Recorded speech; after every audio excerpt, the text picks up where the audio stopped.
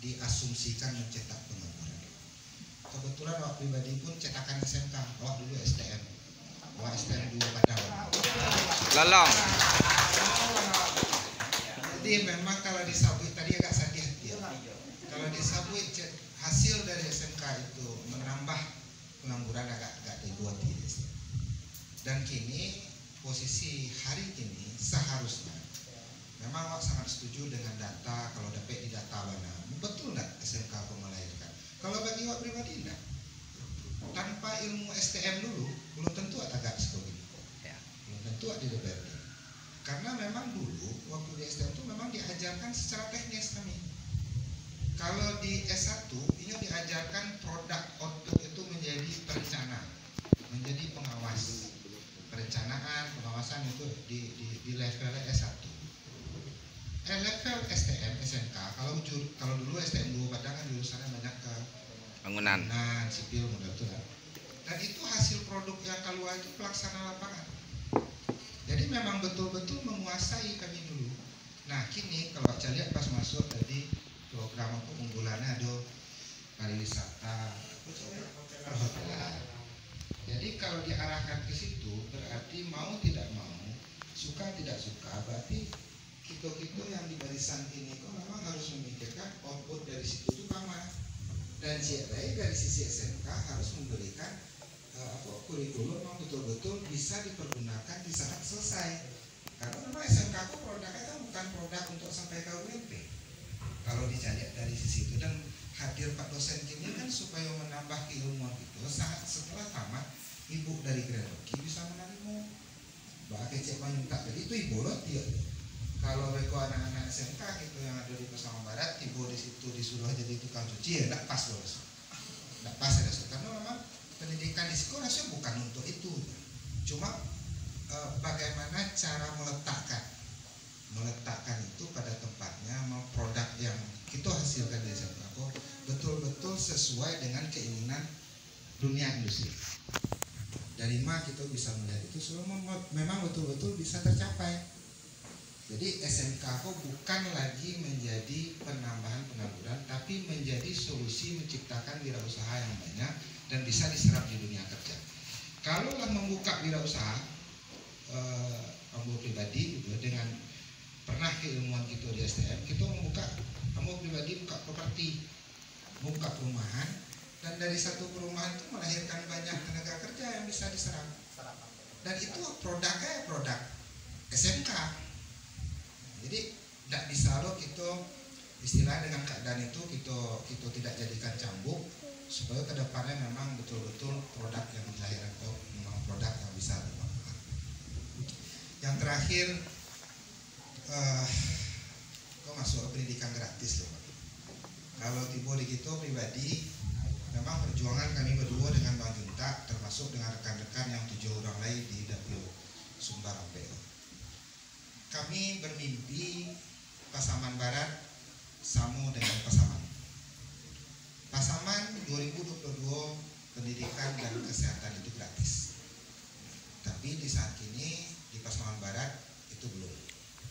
Nah, kita di kesempatan ini kebetulan yang hadir nama yang kami ambil salah satu yang kami lobby tadi saya berkata dia kami berdua dari DPRD mengharapkan doa dengan dukungan dari Bapak Ibu supaya memang bisa nanti ketika pendidikan itu gratis, yang pertama pasti meringankan beban dari orang tua murid. Yang kedua, dengan pendidikan gratis, kesehatan gratis, otomatis tujuan dari perubahan pendidikan insya Allah bisa dicapai. Jadi mohon doa ke ibu, bapak, mudah-mudahan perjuangan kami bisa kami tawihan supaya nanti tidak dapat 2022, 2023 benar. Yang penting bagi kami perjuangan untuk dunia pendidikan secara bersama-sama akan tetap kami lanjutkan. Dan kami mohonlah ke ibu-ibu, bapak, majelis guru supaya memang dari sisi pendidikan memang betul-betul bisa melahirkan anak-anak yang bisa diserap baik itu di dunia usaha atau dunia kerja. Dan itu bapak, ibu-ibu, minta maaf kalau ada salah dan janggal. Itu sudah Allah muwaffiq. Assalamualaikum warahmatullahi wabarakatuh. Keunggulan tahun 2021 SMK Negeri 1 Pasaman.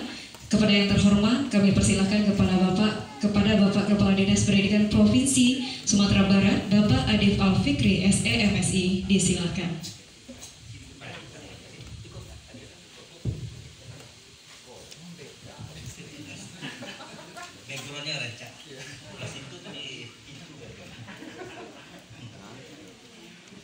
Baik, bismillahirrahmanirrahim. Assalamualaikum warahmatullahi wabarakatuh. Alhamdulillah, alhamdulillahirrahmanirrahim. Salatu wassalamu ala asrafil anbiya mursalin wa ala alihi washabbihi. Puji syukur kepada Allah, alhamdulillah atas nikmat yang telah Allah berikan. Saya bersyukur diberi nikmat itu oleh Allah. Yang kedua, ya, salawat dan salam kita pada junjungan alam Nabi besar Muhammad Sallallahu Alaihi Wasallam. Bapak Ibu yang berhadir, di kiri kanan saya ada Pak Khairuddin Simanjuntak, ada Pak Donizar. Beliau ini adalah mitra kami di DPRD. Ya, jadi di Komisi 5 salah satu yang beliau hajar itu adalah sektor pendidikan.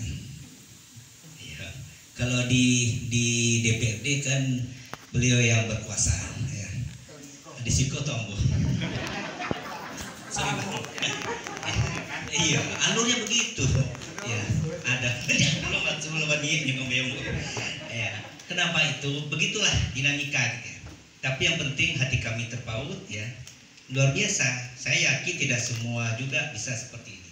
Kalau bagi kami itulah bentuk silaturahim gitu ya. Saya hadirkan ada Pak Kabid di sini, ada Pak Kacapdin, ya, Pak Raymond, Pak Khairul, ya, serta rombongan. Saya sampaikan, mohon maaf kalau kemarin dengan tim sepak bola di sini. Sekarang saya dengan tim motor, Bapak Ibu semua. Tadi dicandain oleh Pak Donizar, kenapa? Latibo di Dakik Siko nyututuh lu jalabe. Saya karena membuka acara, walaupun lah labasah sabalah. Tapi ya tidak mungkin juga kuyup masuk ke ruangan, kan kata ganti pula dulu enggak. Makanya saya tadi pindah naik mobil saya. Jadi kenapa ini hari-hari libur, Bapak Ibu semua, ya, kerja di sektor pendidikan ini tidak cukup waktu Senin sampai Jumat. Jadi hari Sabtu, ya, kita buat juga acara, tentu tidak kita sambil, ya. Jadi tidak ada hal yang ini, wartawan media hadir, ya. Kami hadir, jadi kita di pendidikan itu bikin sebuah strategi, ya, mengunjungi sekolah itu di hari Sabtu Minggu dengan, ya, berbagai cara. Ada pakai sepeda, ada pakai motor. Ya. Artinya apa? Ya, kerja selesai candu lapeh. Artinya karena kalau ditunggu juga hari Senin sampai Jumat tidak cukup waktunya. Ya, belum lagi nanti dipanggil oleh Pak Donizar. Ya, konsultasi kata beliau. Itu tidak bisa waktunya, agak sehari 2 hari, ya. Panjang waktunya, jadi tidak cukup waktu. Jadi oleh karena itu kami hadir di sini, ya, dengan rombongan full, ya. Ini rencana juga mau ke Tuleh, ya Pak, Gunung Tuleh. Tapi kata Pak Raymond tadi tidak keburu lagi, kami berbagi tadi. Jadi ada yang ke Tuleh, ke Gunung Tuleh. Ya. Harusnya saya juga mau hadir ke sana, tapi ya cuaca tidak mendukung gitu ya. Kadang-kadang hari yang modeko tiba-tiba nyoba tes hujan gitu. Baik, ya, bicara pendidikan, makasih beliau-beliau ini hadir. Tadi sudah disampaikan Bapak Ibu, ya. Beliau-beliau ini adalah anggota DPRD, ya. Dan perpanjangan tangan Bapak Ibu masyarakat, ya, di DPRD untuk menyuarakan ke pemerintahan. Jadi sudah wajar kalau beliau-beliau ini juga kita hadirkan di dalam pertemuan-pertemuan kita. Kalaupun tidak dalam kapasitas sebagai anggota dewan, beliau ini adalah tokoh masyarakat di sini. Jadi tidak ada salahnya. Ya, ikut cokinya kok coki 2 sampai 3 nokang beliau. Ya, bisa sebagai tokoh masyarakat, bisa sebagai anggota DPRD, ya. Nah, itulah hebatnya gitu ya. Jadi artinya sudah pas, dan kita sendiri di sektor pendidikan juga meyakini tidak akan bisa selesai urusan itu sendiri, ya.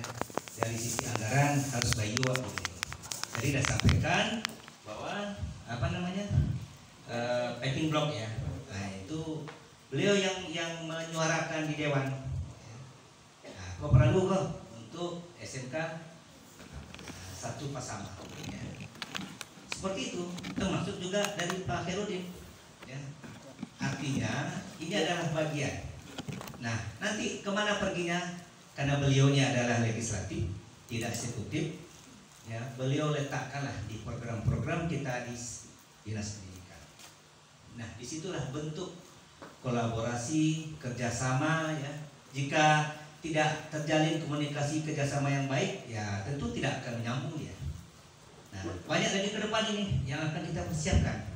Makanya pesan saya, ini rencana hari apa kita mau adakan pertemuan hari ini? Rabu ya. Ini mohon maaf dari UNP dan Greroki ya. Rencananya kan hari Rabu. Cuma kebetulan pada waktu itu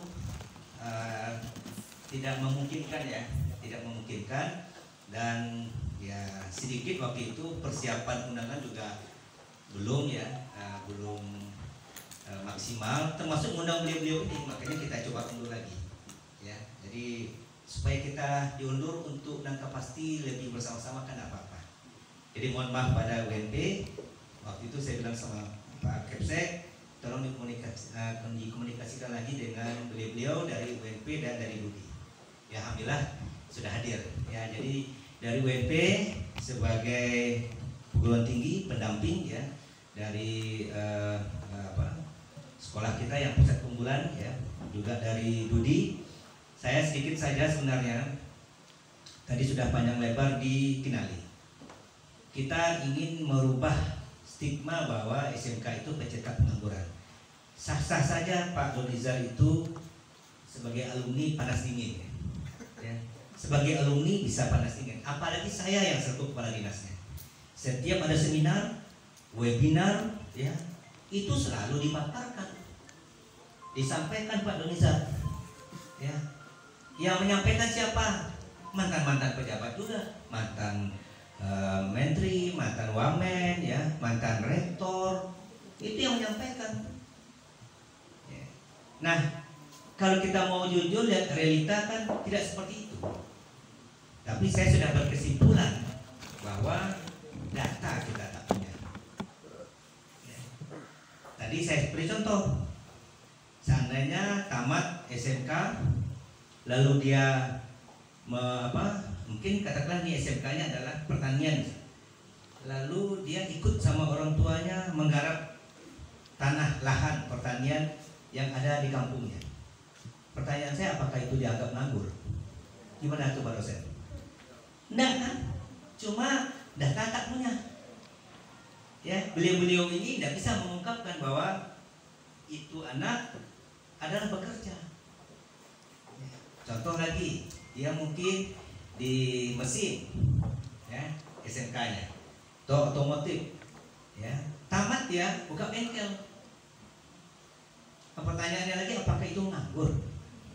Kan enggak Bapak Ibu. Tandanya Bapak Ibu berhasil itu, sudah bikin bengkel sendiri, ya. Begitu juga yang menjahit, ya. Dia sudah menjahit di rumah, sudah menghasilkan beberapa potong kain gitu, pakaian Pak Lemon. Apakah itu menganggur? Nah, itu semua yang disampaikan di dalam forum-forum diskusi, seminar, webinar ya, yang menyatakan bahwa SMK itu pencetak pengangguran terbesar. Kita, ini saya berkita lagi yang dalam ruangan ini, kita sama-sama menghapus, mendelete stigma itu. Bagaimana caranya? Cara yang pertama adalah peningkatan kualitas pendidikan kita, mulai dari guru, tentu nanti outputnya kepada siswa. Ya, jadi harus siap juga para guru move on, ya, siap pindah, siap untuk mengupdate dan mengupgrade, ya. Mengupdate dan mengupgrade, ya, itu kata-kata dua kata yang sedikit berbeda maknanya, ya, tapi dalam update dan upgrade, ya.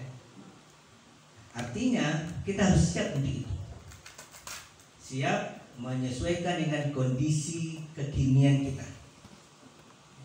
Teknologi digitalisasi menjadi sebuah keharusan, tidak bisa tidak. Walaupun Bapak Ibu di Pasaman, saya tidak ingin, kami kan di Pasaman Barat ya Pak. Emang kenapa Pasaman Barat? Ya. Nanti marah nanti beliau berdua ini. Justru harusnya dari Pasaman Barat ini muncul. Ya. Harusnya seperti itu. Apalagi mungkin Pak ini kita di Pasaman Barat ada hotel, kenapa nggak hanya di Padang? Harusnya ada. Ya. Kalau bikin logika ya, siapa yang mau nginap di sini? Persoalannya kan bukan siapa yang mau nginap. Harusnya ini menjadi sebuah bagian dari kita ya, untuk bisa membuktikan bahwa memang Pasaman Barat siap. Nah sekarang ada Geroki di sini, ada Ibu Desi ya, Bu Desi ya. Saya kalau kita bicara tentang sosialisasi, tadi Pak Kepsek katakan bahwa nikah dengan Dudi ya. Kalau nikah ya nikah Pak Bu, ya jangan basa-basi. Jadi awak nikah pakai tangan saya tamu itu nak nikah namun ya. Atau mungkin pakai tangan sekedar di publik saja, itu basa-basi. Apa sih yang saya maksud basa-basi? Bapak Ibu ya, MOU dengan dunia industri, dunia usaha ya, itu hanya sekedar untuk memenuhi persyaratan bahwa sebuah sekolah yang namanya SMK harus ada perjanjian kerjasama dengan pihak dunia industri. Kalau enggak ada SMK namanya. Karena SMA setahu saya tidak ada kewajiban. Ya Pak Deman? Kalau SMA saya tidak ada kewajiban untuk dengan dunia industri. Itulah bedanya SMK. Ya. Saya candakan ya untuk kepala sekolah. Ini kalau ada pertemuan kepala sekolah nih Pak Donizar, apa bedanya kepala sekolah SMA dengan SMK? Apa bedanya? Apa tuh? Kalau contoh kepala sekolah SMK, kita tak apa? Itu model. Ya, pakai Levi's, pakai jas. Itu baru. Cuma duduknya di kafe. Itu baru kepala SMK. Ya Bang ya? Iya. Ngapain di kafe? Bukan negatif Pak. Duduk dengan Dudi, karena Dudi ini sukanya di kafe. Saya ibu yang dari. Iyalah. Di kafe, di tempat-tempat makan, ya kan begitu. Di Jakarta coba. Di mana orang duduk? Tempat pertemuan di kafe. Ya. Beda. Tapi kalau kepala sekolah SMA pakai safari dia. Ya, kayak Umar Bakri. Kalau pakai safari pakai sepeda untu Umar Bakri. Kalau kepala SMK pakai Pajero dia ke sekolah. Nah, kenapa dia mana mau kalah dengan GM Hotel yang mau ketemu sama GM Hotel? Masa pakai safari? Ya, pakai dasi, ya kayak orang hotel, kayak orang bank. Nah itu baru kepala SMK. Pak Lemon ya. Nah, jadi harus begitu, harus menyesuaikan. Kenapa? Karena dia mau berkomunikasi. Tapi kalau dengan pakai baju safari, pakai coba berpikir orang tua tamu. Ya. Itu salah satu beda. Kenapa? Karena SMK itu harus punya jiwa entertain. Dia banyak multi talent. Banyak yang akan. Nah, jadi saya selalu sampaikan, saya masih nggak di ruangan ini saya bilang seperti itu. Ya, bahwa kepala sekolah ya, karena banyak sudah punya wakil, nggak usah terlalu banyak waktunya di sekolah. Sudah di briefing pagi, nyomalala. Nah, malala ini jangan marah pula para guru nanti. Malalanya harus ada output. Nanti balik lagi, ya sudah ada koordinasi. Ya, membangun networking, jaringan, keluar. Ya, urusan internal sekolah harus selesai sama Bapak Ibu wakil kepala sekolah. Kan sudah ada wakil kurikulum, sudah ada kesiswaan, apalagi Pak wakil sarana prasarana, mengaju prasekolah demikian boleh. Tinggal saya lapor pagi atur, ya briefing, morning meeting. Nah bagi tugas, ya nanti kalau sempat balik tagih apa yang diselesaikan hari itu, kalau enggak besok paginya morning meeting. evaluasi jalan terus. Kan begitu Pak ya. Ini manajemen SMK ya, yang saya dalam otak saya seperti itu. Jadi tidak perlu ini ikut yuk swasta di Unian, yuk wakil kepala sekolah, di yuk guru, boleh mau dibeli beliau. Nah, baru berubah Pak Gana, boleh Pak Donizal, biar saya cocok dia kemari. Ya Pak ya. Jadi ya kita harus merubah mindset. Ya, harus merubah mindset. Kenapa? Karena sektor pendidikan ini harus out of the box. Jangan hanya rutinitas. Bapak Ibu sebagai guru juga harus begitu. Kok nanti balik tongkatnya saya pindah tongkat. Kenapa? Ya. Nah. Oh nak dor ya. Ya. Kan ada yang balik tongkat ke dalam. Jangan sangka saya kok deh. Ya. Jadi artinya harus out of the box. Apa itu out of the box? Jangan rutinitas. Ingat Bapak Ibu, saya jujur karena tidak ingin rutinitas. Ya, pakai motor, pakai sepeda. Kalau lihat di Padang pakai sepeda kali. Ya, Sabtu pakai sepeda, pakai motor. Ini kan karena sudah terlalu lama diam ini karena PPKM. Nah, anak-anak motor yang ada di klub kami, bilo jalan lepak. Ya, oke. Cuma saya ada jadwal Sabtu besok ke Pasaman. Anu Pak, Pasaman kami aja kan. Itu judul itu pokoknya mungkin ini Pak. Kalau enggak pakai mobil juga ke sini. Jadi yang bilang ya harus out of the box, keluar dari sebuah kerutinitasan. Kenapa? Karena itu menjemukan, menjenuhkan, membuat Bapak Ibu bosan dan tidak ada inovasi. Jika Bapak Ibu dari hari ke hari seperti itu, percayalah, ya, ya, hidup tapi tidak hidup. Ya. Apa yang hidup yang memang membuat kita lebih hidup itu? Kenapa? Karena kita selalu berinovasi, selalu berkreasi, tidak menjemukan, tidak jenuh, gitu ya. Ya, dari hari ke hari kita beda. Jadi oleh karena itu saya berharap sekali jika ingin sekolah ini bagus, berprestasi, ya kita harus out of the box, selalu update dan upgrade. Ya, percaya. Ya, kepala sekolah seperti yang saya sampaikan jalan. Jika begitu para sekolah dan guru-gurunya, saya yakin nanti dia kena. Ya, saya tadi ke Kinali, ya, kan ada hotelnya juga di sana ya.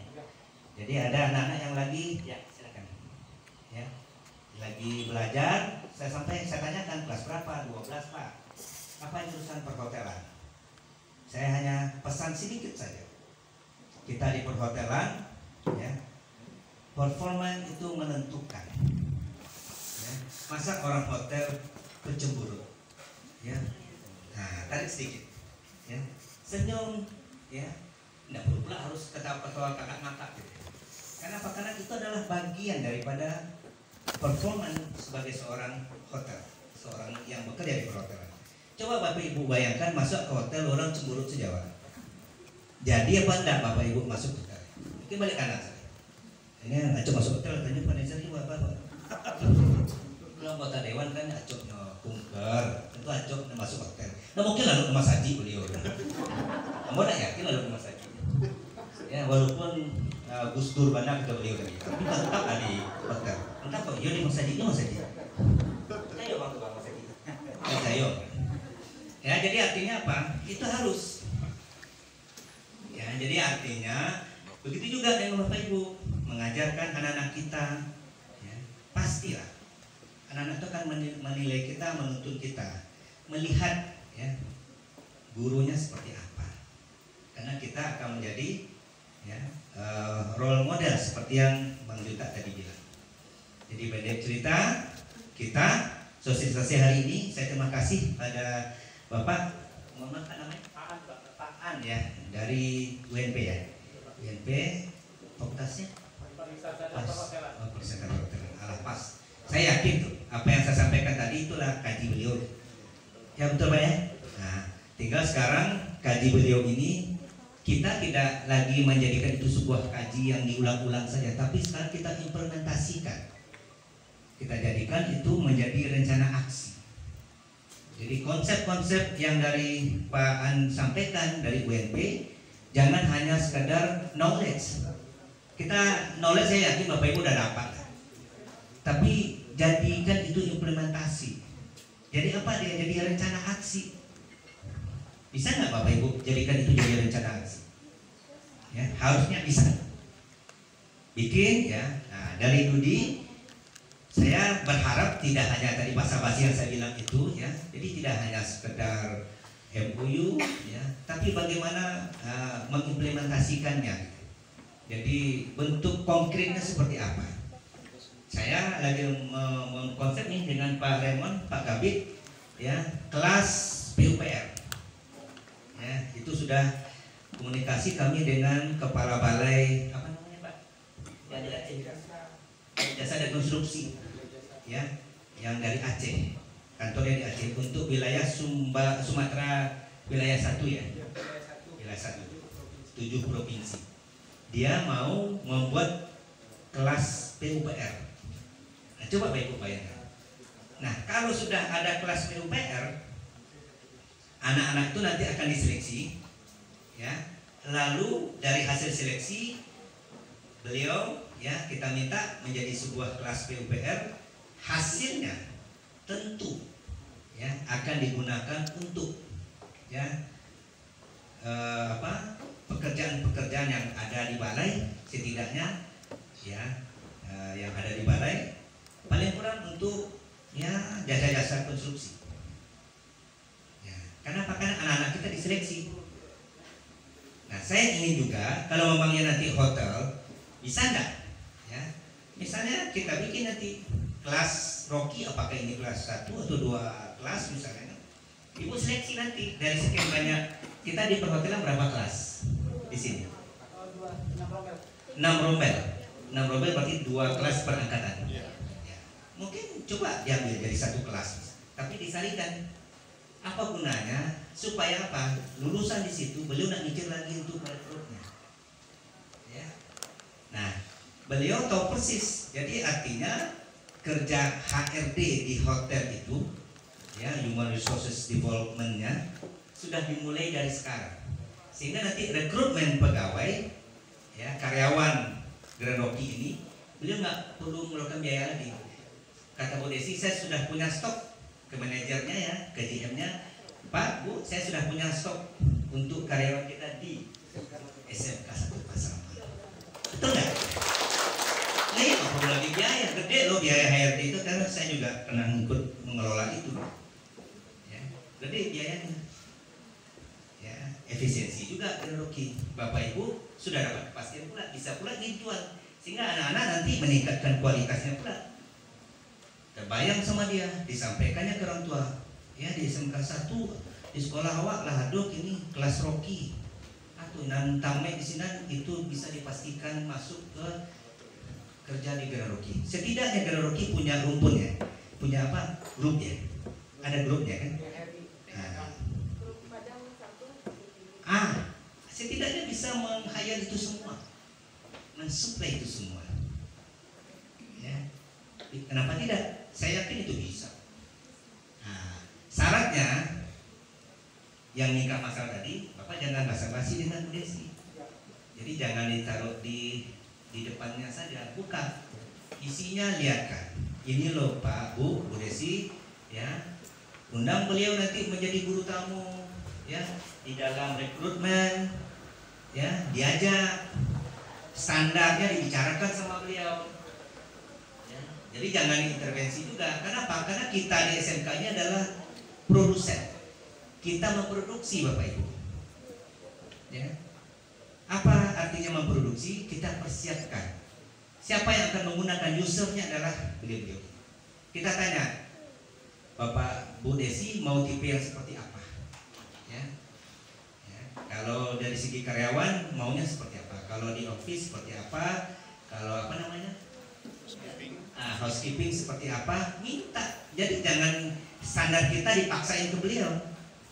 Kita minta, ya, Ibu maunya seperti apa? Kita yang siapin. Nah kalau sudah seperti itu Bu Desi nggak mau, berarti Bu Desi yang nggak mau nikah beneran sama Pak. Nikah maksudnya nikah Dudi tadi. Kalau juta adalah pagi. Kalau ada gitu nangkap Pak Donizar ya. Langsung dicodek ya. Nikah maaf aja. Ya udah sih saya canda Bu ya. Karena udah jam 3. Jadi artinya saya menyampaikan ini apa adanya. Karena apa? Karena kita SMK ini beda dengan SMA. Ya, jadi nggak perlu Bapak Ibu jangan harap banyak siswa deh. Ya, nggak usah banyak-banyak siswa tapi nanti ujung-ujung nganggur.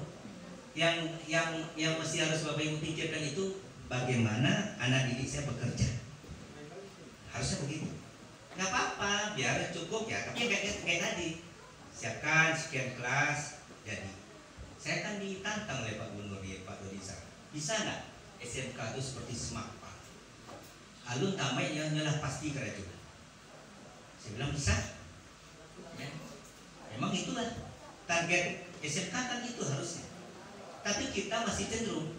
Makanya nanti Bapak Ibu pertanyaan di SMK ini beda dengan SMA.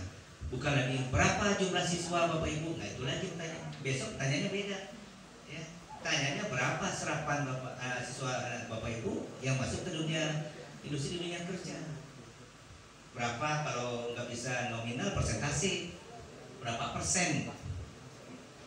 Nah kalau sudah bicara begitu harus ada database ini. Makanya saya sudah perintahkan kepala sekolah melalui Kabin SMK agar mendata 6 bulan, ya minimal 6 bulan setelah siswa kita tamat. Ya, apa saja aktivitas selama 6 bulan? Apakah dia membengkel? Berarti dia bekerja. Ke sawah berarti dia bekerja. Kalau dia nikah berarti dia bekerja juga. Kan enak kalau yang perempuan menikah kan dia bekerja, mengabdi pada suami tercinta. Tidak nganggur. Masa pulang nganggur Pak? Itu nganggur malam keraju siang keraju Pak. Lebih parah daripada keraju sebenarnya. Ya.